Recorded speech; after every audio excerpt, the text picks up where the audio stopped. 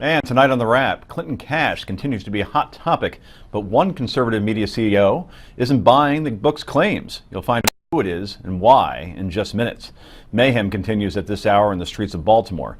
Wait till you hear the order its mayor gave police when it comes to handling protesters.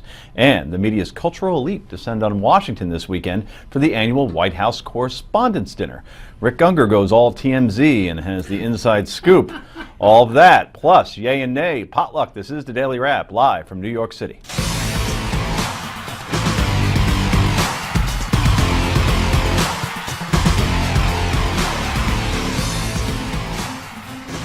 And welcome to the show, everybody. I'm Joe Concha, joined, as always, by Sirius XM radio host, Forbes.com columnist. He's so connected, Cuba imports cigars from him. Rick Unger, everybody. And to his right, she's a terror in the courtroom and a tulip on TV. Aww. Heather Hansen joins us. And joining us in this segment is former New York City Police Commissioner and author of From Jailer to Jailed, Bernard Carrick. Joins us as well. Thank you, sir, for being here. We appreciate it. Thank you. Okay, let's get started. On April 18th, after being chased by Baltimore police on foot, Freddie Gray was apprehended by police and subsequently died in their custody. If you haven't seen the video of Gray being dragged into the police van, here it is. Right.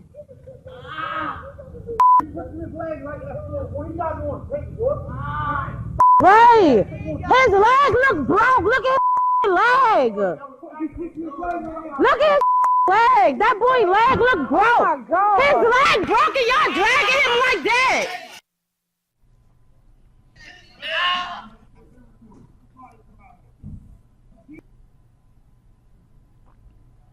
And less than an hour later, after riding in the police van, Gray asked for medical help. It turns out his voice box was crushed, his spine was injured. The police were slow to oblige, and Gray died in a hospital a week later. Baltimore Police Commissioner Kevin Davis says he walked the route where police chased Mr. Gray. I walked the entire route yesterday. It's a foot chase that's not a short one. It goes through several streets, several housing complexes, and eventually ends up along the 1700 block of Pressbury, and that's where the apprehension of Freddie Gray occurred. And quite frankly, that's exactly where Freddie Gray should have received medical attention. Later, Baltimore Mayor Stephanie Rawlings-Blake demanded answers to questions concerning Gray's death. As mayor, as a parent, as someone who's lost family members to violence, I know that this is absolutely unacceptable, and I want answers. So today, as the city of Baltimore erupted in protests that are going on right now, Mayor Rawlings-Blake described her tactic with police to handle the protesters.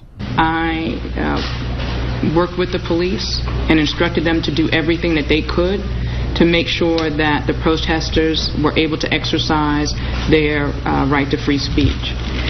It's a very delicate balancing act, because while we tried to make sure that they were protected from the cars and the other things that were going on, we also gave those who wished to destroy space to do that as well.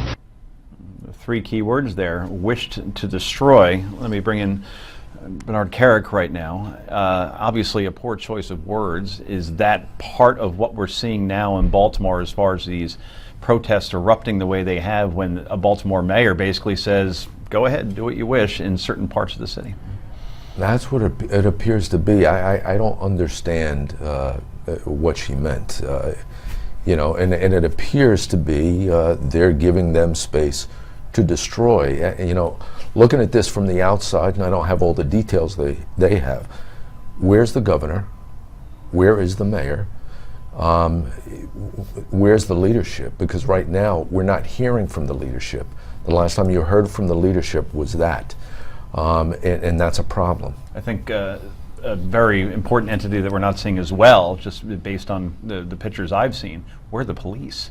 In other words, the state police were on standby yesterday. We don't see them. There is a National Guard, last I checked, in Maryland. Haven't been called in.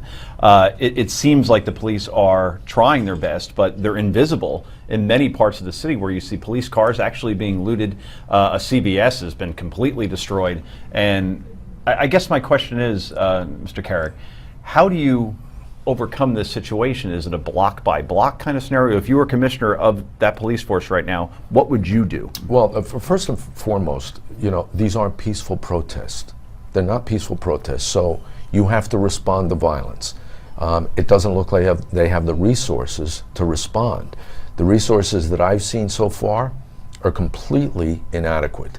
There should be more. I just heard an announcement they called for 42 state troopers to respond. 42?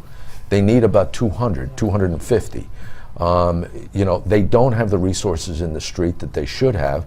I feel sorry for the cops. You've got 7 injured, 1 supposedly that's unresponsive, and those injuries are going to continue to rise if they continue to operate in the way they are. Bernie, when you see what appears to almost be a mismatch at this point, and they don't have the resources, and we probably have to assume by now Baltimore simply doesn't possess the resources, why is the governor being so slow to help beef those up? I mean, a couple of state police, that's not going to do it. That's what I was asking. Where is the governor? You have a circumstance like this where you have people all over these random spots all over the city. The cops aren't going to be able to handle it. They're not going to have handle it. They're not going to have enough people to respond. Where's the state police, number one, and where's the National Guard? Heather? Isn't there an argument to be made that she told them to stand down? I mean, her statements were give them the room to do what they want to do. You can't have it both ways. You can't say, oh, the police can't be in there, they can't be so aggressive, they can't be responding in kind. Well, actually, she can't have it both ways. You're right, it was a ridiculous statement to make, but I seriously doubt that she's given an order to the National Guard to stand down because she hasn't got the power to give that order. The governor has the power. Sure, I don't disagree with that, but there's going to be a delay when you've told the forces don't respond. Not if the governor sees it I don't know. otherwise. I think that you can't, you're watching TV and they're saying, where are the police? Where are the police? And then when the police are there and doing what they're supposed to do, it's that they're doing too much. It's a very fine line for these people to walk. Bernie, the other thing we have is these aren't peaceful protesters. Right. I mean, it's you have to be a moron if you're watching this stuff thinking these guys are peaceful protesters. That's right. It's not. So it has to be handled. Violence is going to take a different response, except we're not seeing that response. Yeah, I'm not sure people understand just how hopeless it is down in certain parts of Baltimore. I've taken the Excel enough times since I was 18 years old going down to Maryland. And you go by one part of Baltimore and just houses, blocks just abandoned.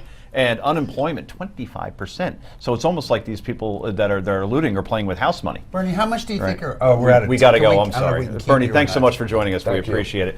Talking Clinton cash, still causing problems for the Clintons. When we come back, this is the Daily Wrap only on Newsmax.